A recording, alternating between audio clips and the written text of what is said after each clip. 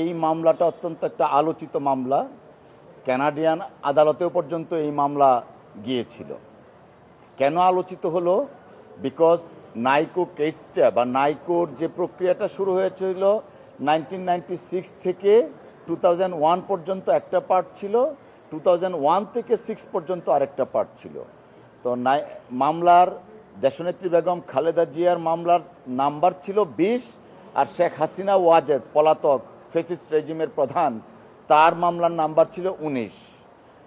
ক্ষমতায় আসার পর দুটো মামলা কিন্তু তৎকালীন আর্মি ব্যাকড কেয়ারটেকার গভর্নমেন্টের সময় দায়ের করা হয়েছিল।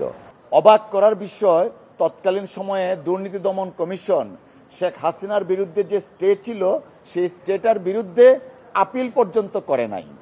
অথচ দেশনেত্রী বেগম খালেদা জিয়ার বিরুদ্ধে কোনো ধরনের কোনো যৌক্তিক বা আইনগত অভিযোগ না থাকা সত্ত্বেও সেই মামলা দিয়ে দেশনেত্রী বেগম খালেদা জিয়াকে অনেকভাবে নাজেহাল করা হয়েছিল।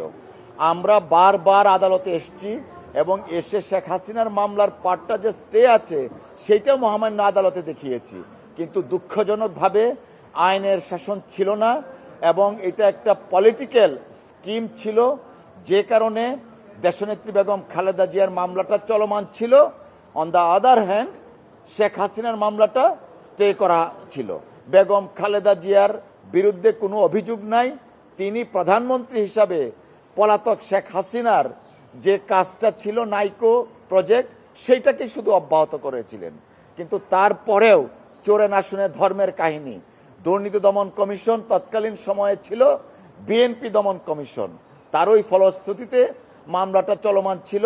দীর্ঘদিন পরে আমরা তৎকালীন সময়ে বলেছিলাম, দেশে যদি আইনের শাসন থাকতো তাহলে দেশনেত্রী বেগম খালেদা জিয়া ন্যায় বিচার পেতেন।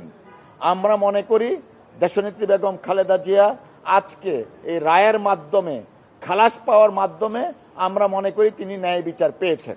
এই ধরনের পলিটিক্যাল পারসিকিউশন এবং ম্যালিশিয়াস প্রসিকিউশন যেগুলো ছিল তার ব্যাপারে আমরা কার্যকরী পদক্ষেপ নিব।